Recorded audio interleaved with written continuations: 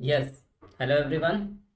चलिए, तो आज जो है हम लोग हमारा नया टॉपिक स्टार्ट करने वाले हैं, नया सब्जेक्ट स्टार्ट करने वाले हैं, डेटाबेस मैनेजमेंट सिस्टम डीबीएमएस, जिसको कि हम शॉर्ट में बोलते हैं।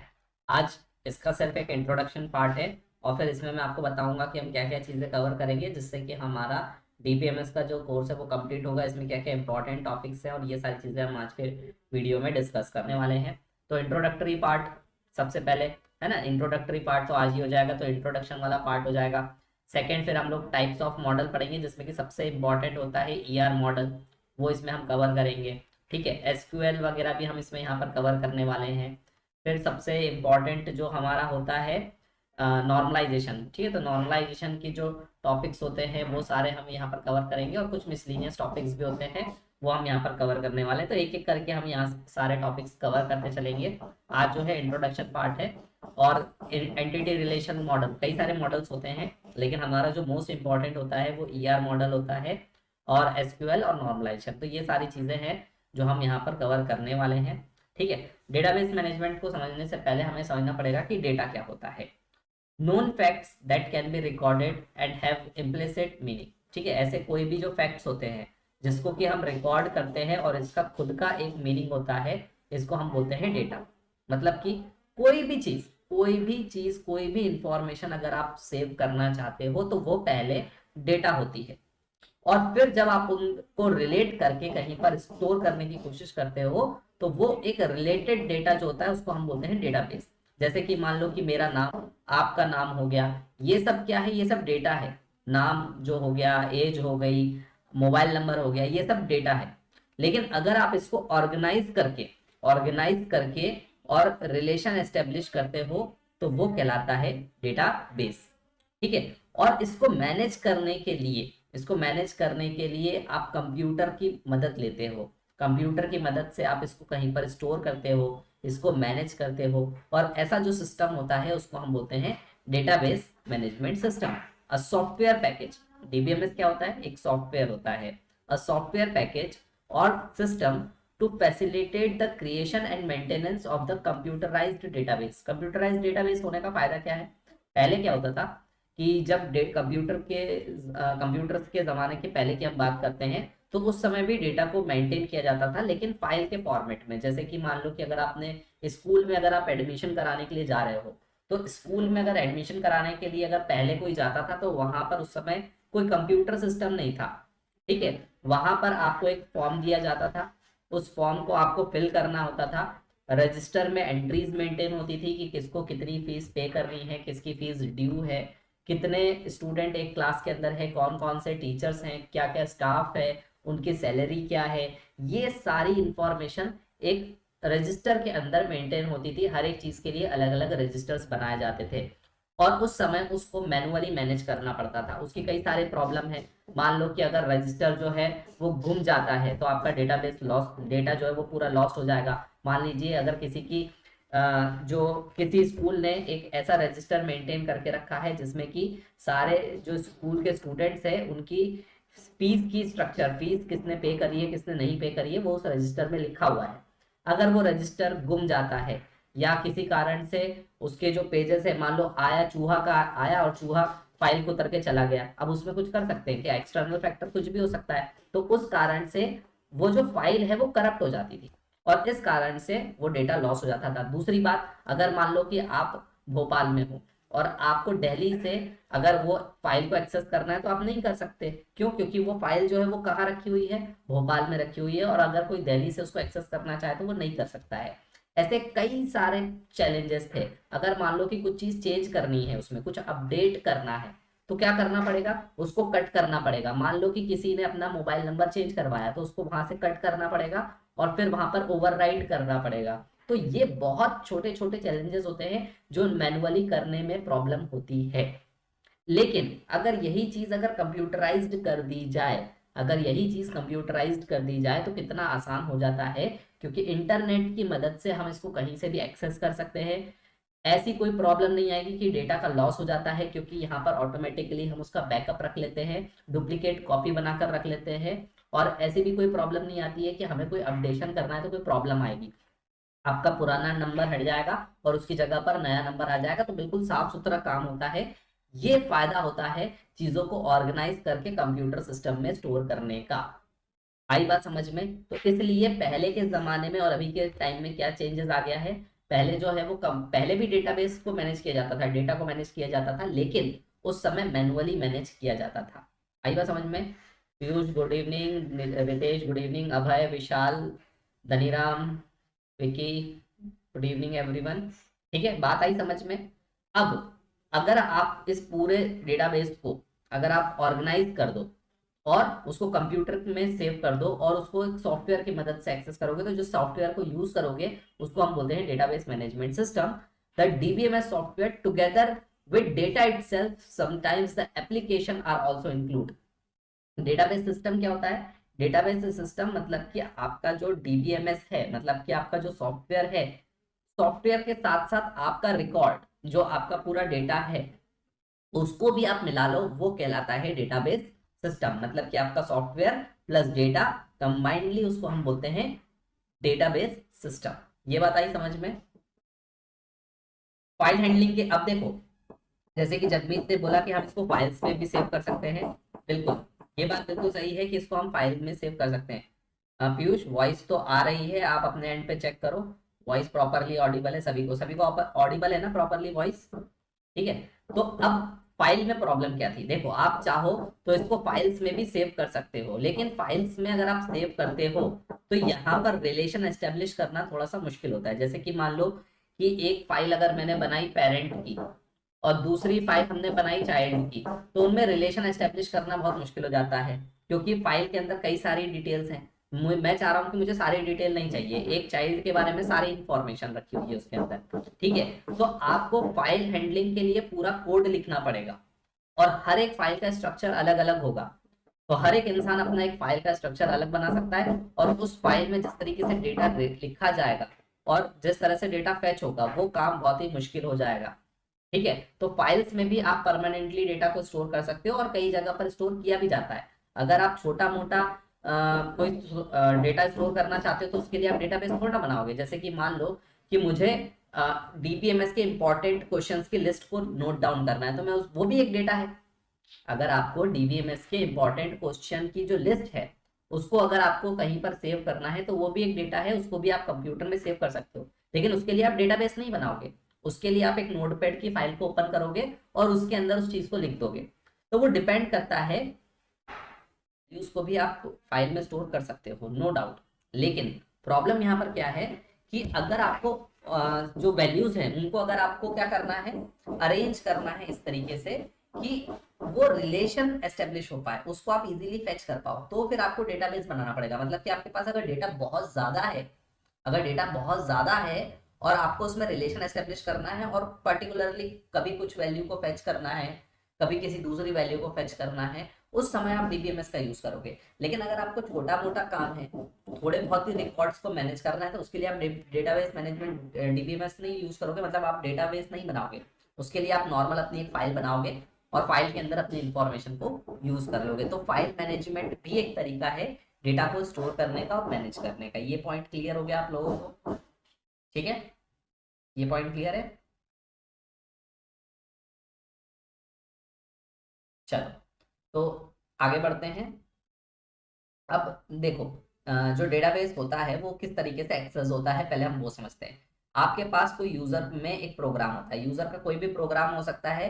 जैसे कि मान लो कि है ना, कहीं पर आपको ट्रेन बुक, मान लो कि टिकट बुक करनी है, जैसे कि मान लो कि मूवी की टिकट बुक करनी है, या फिर आपको फ्लाइट की टिकट बुक करनी है, या फिर लेट से आपको कोई वैल्यू फेच करनी है, आपको स्कूल का रिकॉर्ड मेंटेन करना है, कॉलेज का रिकॉर्ड मेंटेन करना है, तो आप एक सॉफ्टवेयर बनाओगे जो कि वेबसाइट पे भी चल सकता है, मोबाइल ऐप पर भी चल सकता है, किसी भी तरह से चल सकता है। ठीक है, वो आपका सॉफ्टवेयर हो गया। सॉफ्टवेयर ये वाला सॉफ्टवेयर नहीं, डेटाबेस को मैनेज करने वाला सॉफ्टवेयर नहीं, आपका नॉर्मल सॉफ्टवेयर।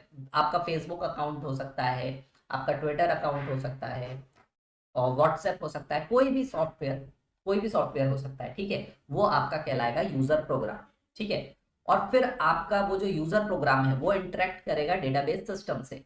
डेटाबेस सिस्टम मैंने अभी आपको बताया, डेटाबेस सिस्टम मतलब कि सॉफ्टवेयर प्लस रिकॉर्ड डेटा। दोनों चीजें उसके अंदर होती है। वो सॉफ्टवेयर सिस्टम क्या करेगा, जहां से आपकी क्वेरीज जनरेट होंगी कि आपको कौन सी वैल्यूज को फेच करना है। ठीक है, क्वेरीज क्या होती है वो हम आगे चलकर पढ़ेंगे जब हम एसक्यूएल पढ़ेंगे। तो ये एक तरीके का स्टेटमेंट होता है जिससे कि हम ये डिसाइड करते हैं कि मुझे कौन सा रिकॉर्ड फेच करना है, वो किस टेबल में मिलेगा, मतलब किस जगह में मिलेगा, उसमें से मुझे कौन सा कॉलम फेच करना है। ये सारी चीजें जो है वो यहाँ पर प्रिपेयर होगी। ठीक है, तो यहाँ पर आपका डेटाबेस सिस्टम में आपका एप्लीकेशन प्रोग्राम जो है वो क्वेरी जनरेट करेगा और वो क्वेरी दे देगा आपके किसको, वो क्वेरी आपको दे देगा आपके डेटाबेस सॉफ्टवेयर को, डीबीएमएस सॉफ्टवेयर को। वहां पर वो जो क्वेरी है वो प्रोसेस होगी। ठीक है, और वहां से आपका जो क्वेरी प्रोसेस होगी तो वो क्वेरी क्या करेगी, वो क्वेरी आपके डेटाबेस पे जाएगी। ठीक है, आपका डेटाबेस यहाँ रखा हुआ है और डेटाबेस से रिलेटेड कुछ इंफॉर्मेशन हो सकती है जो आप अलग जगह पर स्टोर करोगे, उसको हम बोलते हैं मेटा डेटा। ठीक है, मेटा डेटा क्या होता है कि जो आपका डेटाबेस रखा हुआ है, जो आपका ने वैल्यूज स्टोर करके रखी है, उसके बारे में कुछ इंफॉर्मेशन आप अलग से स्टोर करके रखोगे, जिससे कि आपको पता चलेगा कि आपको वैल्यू कहाँ से फेच करनी है। तो वो डिटेल आप लेकर आओगे, वहां से आप डिटेल को फेच करोगे और फिर यहाँ से आपका जो क्वेरी जहाँ से प्रोसेस हुई थी वो पूरा अपना डेटा को कलेक्ट करेगी और आपके यूजर प्रोग्राम के पास चले जाएगी।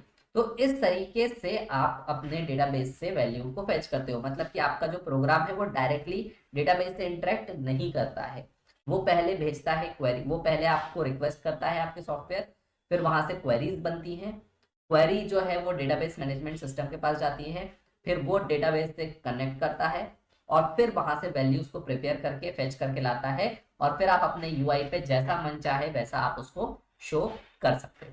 इस तरीके से आपका जो वो पूरा जो मैनेजमेंट है, जो आपका जो पूरा डेटा है वो आपकी वेबसाइट पर शो होता है।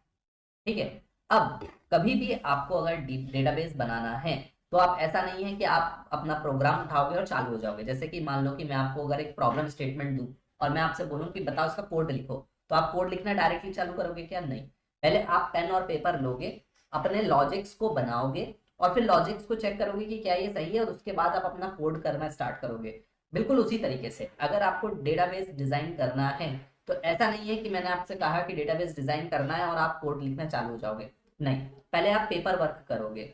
जैसे कि मान लो कि मुझे घर बनवाना है, तो क्या मैं डायरेक्टली जो लेबर है उसको बुलाऊंगा और मैं अपना घर बनाना चालू कर दूंगा क्या?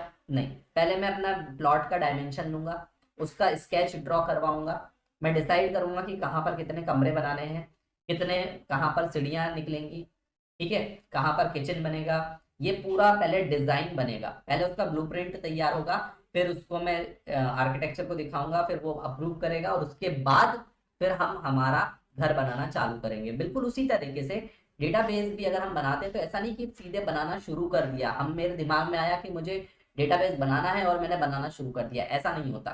पहले उसका एक डायग्राम बनाना पड़ता है, पहले उसका एक मॉडल तैयार करना पड़ता है और फिर उस मॉडल को दिखाया जाता है एंड यूजर को, जिसके के लिए हम वो काम कर रहे हैं। हो सकता है जिसको हम वो मॉडल दिखाएंगे वो डेटाबेस के बारे में कुछ नहीं जानता, तो वो मॉडल ऐसा होना चाहिए जो कि एक नॉर्मल इंसान भी देख के समझ सके कि हाँ उसकी रिक्वायरमेंट फुलफिल हो रही है या नहीं। ठीक है, तो मॉडल पहले हम बनाते हैं, अगर वो मॉडल अप्रूव हो जाता है फिर हम डेटाबेस डिसाइड करते हैं कि उसके लिए हमें कौन सा डेटाबेस किस तरह का बनाना है, उसके लिए कौन सा सॉफ्टवेयर यूज करना है। ये सारा डिसीजन लेने के बाद हम डेटाबेस को डिजाइन करना चालू करते हैं। तो कई सारे मॉडल्स जो हैं वो यूज में आ सकते हैं, आपके अकॉर्डिंग चॉइस के अकॉर्डिंग आप डिसीजन ले सकते हो कि आपको कौन सा डेटाबेस मॉडल यूज करना है।